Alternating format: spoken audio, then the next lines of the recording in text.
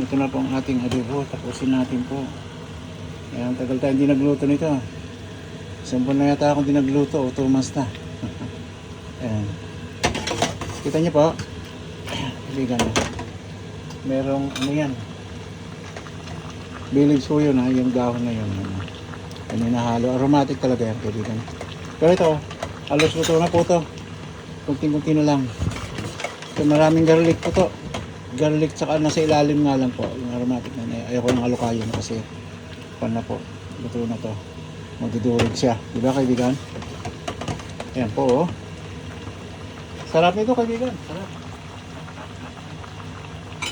Bibiro sarap nito.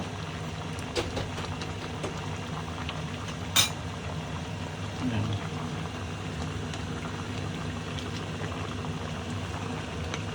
Ayan. Ito tayo. Parang makita niyo po.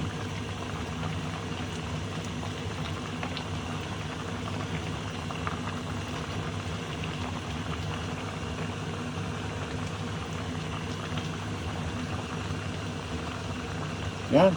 Yan po. Talo-talo na ito kaibigan.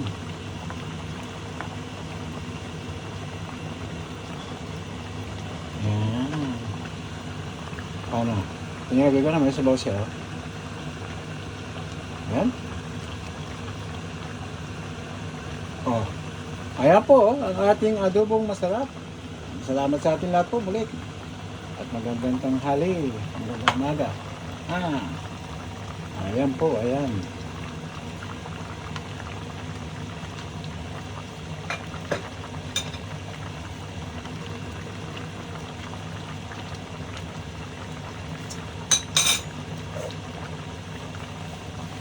Okay na.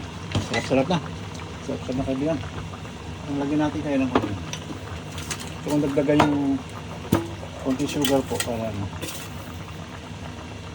Ayan.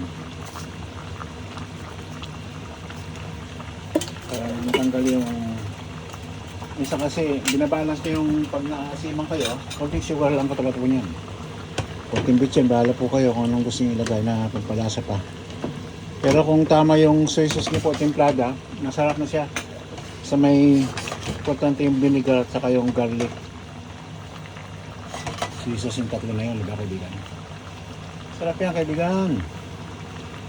Kita nyo po, tama bang kulay nito? Tama ba yung kulay ng adobo natin? Hindi siya maputla. Kumbaga sa kuha ng chikabib, hindi siya namumutla. Maganda. Magandang kulay. Diba? Kasi ang ganda mo lang yan. Ay! Ayan o. Kaibigan o. Alam nyo lang mga jokes natin po para hindi tayo mapagalitan. So maraming salamat muli po. Ito na yan, kaibigan.